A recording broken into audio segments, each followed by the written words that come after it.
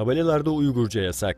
Doğu Türkistan'ın Künes ve diğer ilçelerinde üzerinde Uygurca ve Kazakça yazı bulunan tabelaların yasaklandığı ve önceden var olanların kaldırıldığı bildirildi. Doğum yasağı uygulamaları devam ediyor.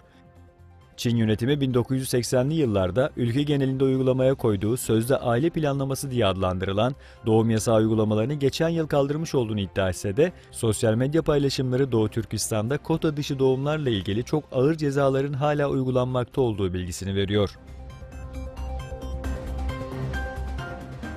Avustralya Doğu Türkistan Derneği'nin ev sahipliğinde yıllardır düzenlenmekte olan Uygur Kupası Şampiyonası'nın 10.'su ülkenin çeşitli şehirlerinden gelen Uygur takımları ve Uygur toplumunun katılımıyla Güney Avustralya'nın Adelaide kentinde gerçekleştirildi. Çinli blog yazarına hapis cezası. Çinli aktivist ve blog yazarı Wu Gang, 8 yıl hapis cezasına çarptırıldı. Wu, devletin iktidarını yıkmaya teşebbüsle suçlu bulundu. Wu'nun avukatı müvekkilinin bu kadar ağır bir ceza almasının nedeninin Wu'nun mahkemede hakkındaki suçlamaları reddetmesi olduğunu belirtti. Çin ile Kuzey Kore arasında petrol ticareti.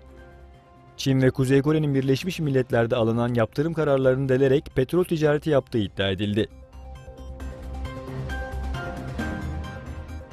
ABD, Birleşmiş Milletler için ayırdığı bütçeyi kısıyor.